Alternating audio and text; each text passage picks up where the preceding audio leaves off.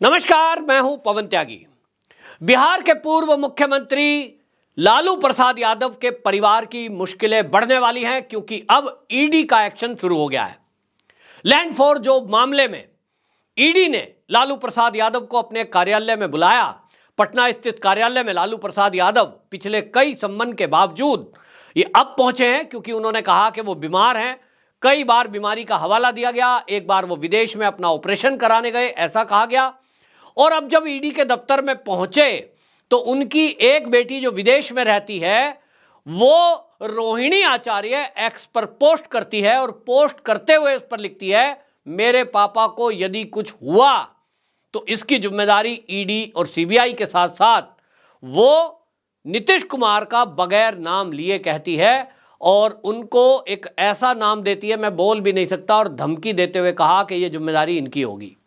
यानी नीतीश कुमार को इनडायरेक्टली लालू प्रसाद यादव की बेटी एक्स पर पोस्ट लिखकर धमका रही है। क्यों भाई, धमकी क्यों है? क्या हो जाएगा उनको? आप कह रही हो, आप ये कहना चाहती हो कि बीमार हैं।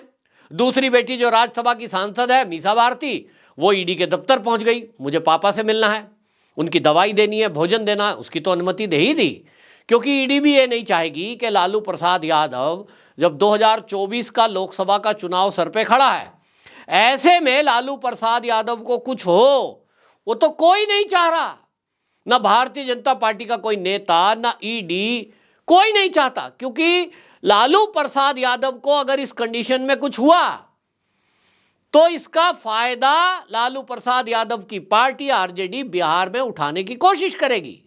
और इसलिए भारतीय जनता पार्टी की भी मैं बता दूं, वो जो आरोप लगा रहे हैं लालू प्रसाद यादव, उनका बेटा, उनकी बेटी के ये बीजेपी कर रही है, ये हमारे पापा को या हमें फैमिली को परेशान किया जा रहा है, वो समझ लें जो आरोप लगे हैं भाई उनका जवाब दो। ईडी से क्यों भागे घूम रहे हो? तेजस्वी यादव को कितनी बार ईडी ने बुलाया, इस पर तो आप पहुंचे नहीं हैं क्योंकि आप तो कानून को मजाक समझते हैं।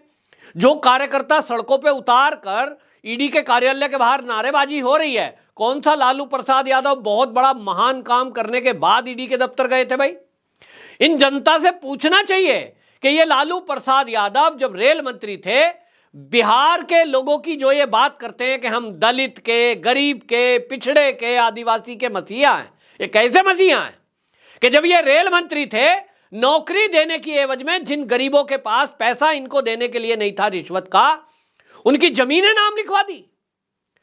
लाखों करोड़ों रुपए की जमीन लोगों की नाम लिखवा कर इन्होंने बटूरे और उसके सबूत ईडी के पास हैं। इसके पहले सीबीआई ने इस मामले में चार्जशीट दाखिल की। वो चार्जशीट में मैंने जैसे कहा, भारतीय जनता पार्टी कभी नहीं चाहेगी कि इनको ऐसे मौके पे कुछ हो जाए। भारतीय जनता पार्टी चाहती है कि इनका भ्रष्टाचार उजागर हो और इसी तरह लालू प्रसाद यादव जिंदा रहे और देखे कि बिहार में किस तरह से उनके काले कारनामे और पापों के कारण आरजेडी पूरी तरह साफ हो रही है। यह सफाया होते देखना लालू का बड़ा जरूरी है।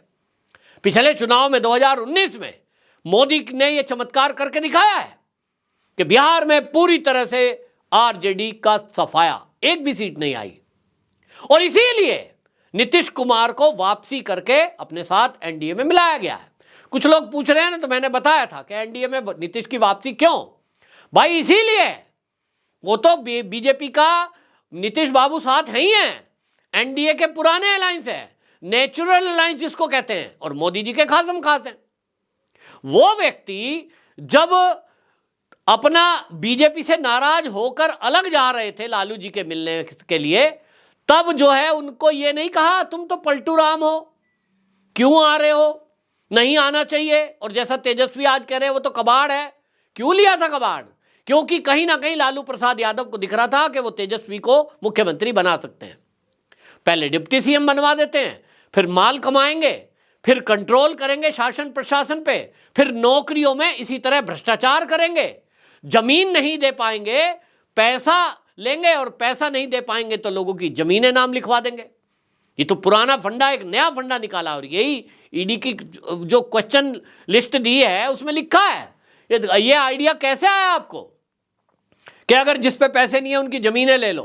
कार्यकर्ता, पड़ोसी, किसी के नाम पहले जमीन लिखवा दी, फिर उससे गिफ्ट ले लिया। गजब का फॉर्मूला लालू प्रसाद यादव ने निकाला।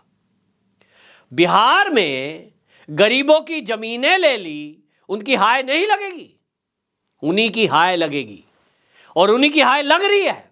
इसीलिए आज लालू का हाल देख लीजिए कि 2 बेटे और दोनों आज आप देखिए किस मुकाम पर है। डिप्टी सीएम भी वो बने तो अब डिप्टी सीएम के कारनामे उनके सामने आ रहे हैं। नीतीश बाबू ने बता दिया है कि किस तरह से जो टीचरों की भर्ती का वो श्रेय ले रहे हैं अपने ऊपर। हमने 17 साल बनिस्पत 17 महीने इतना काम किया है। कितना काम किया है? वो काम तो कैबिनेट का प्रस्ताव है। जितने विकास के काम हुए वो कैबिनेट का प्रस्ताव था। जितने भी नौकरी नियुक्ति की वो भी नीतीश कुमार के मुख्यमंत्री हैं, वही निर्णय तो उन्हीं का है। आपका क्या श्रेय है भाई? आपको अगर करना था तो अपनी सरकार जब आपकी फुल फ्लैश थी और जब केंद्र में लालू जी थे, उनका कच्चा चिट्ठा तो अब खुल रहा है कि इन लोगों ने बगैर रिश्वत लिए किसी एक बंदे की नौकरी नहीं लगाई, बगैर पैसा लिए किसी का ना तो ट्रांसफर ना तो पोस्टिंग। तो ये खेल अभी भी कर रहे थे, अब तो खुलासा होगा। मेरे पास सूत्रों के हवाले से पता चला है कि लालू जी का छोटा बेटा अभी तक तेज प्रताप जो है वो कहीं शिकंजे में नहीं फंसा है। वैसे भी गौ सीधा आदमी है, मुझे उसके साथ सहानुभूति है क्योंकि वो कृष्ण जी के भक्त है, वो बढ़िया है, एकदम उस परिवार में अलग टाइप का है। लेकिन मुझे अब ये पता लग रहा है कि उसके मंत्रालय में भी घोटाला हो गया, क्योंकि डायरेक्ट इनडायरेक्टली उसको चला रहे थे लालू प्रसाद यादव, तेजस्वी यादव। वो सोचते हैं ये तो सीधा है, इसको तो कुछ पता नहीं है, सचिव को बुलाओ, उसके जरिए काम कराओ, अपने आदमियों की नियुक्ति करा दो। ये सब फाइलें इकट्ठी हुई हैं और घोटाला सब खुला है। अब इसमें बौखलाहट सामने आ रही है।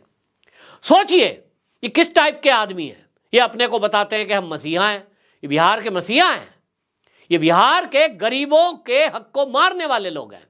अब ये आरोप अगर सिद्ध होते हैं तो आपको बता दूं, आपको तो पता ही होगा कि सीबीआई ने सप्लीमेंट्री चार्जशीट दाखिल की थी कि इस घोटाले में कौन कौन है।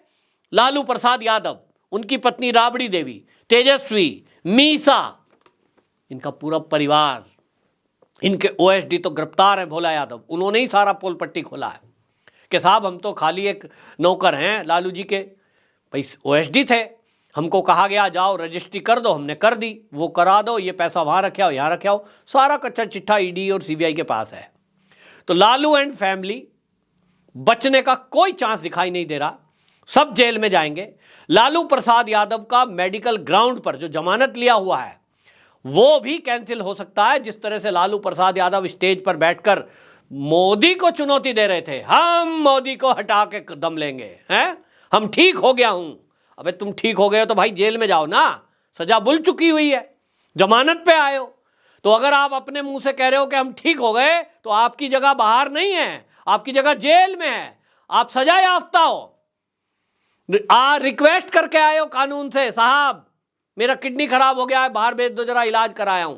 यह सुविधा भी केवल रईसी होने के कारण है, आपके पास पैसा है, पहुंच है, इसलिए हो रहा है।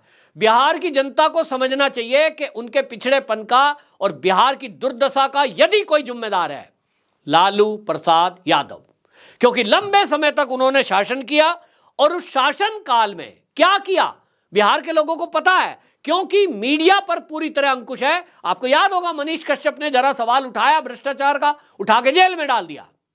और जिस अधिकारी के जरिए मनीष कश्यप की गिरफ्तारी और उसके ऊपर केस करवाए गए फर्जी, उसको इनाम दिया जा रहा है। यह खबर आई है कि उसको टिकट दिया जा रहा है इस बार लोकसभा का। यह तो हाल है, तो बिहार में विकास कैसे होगा?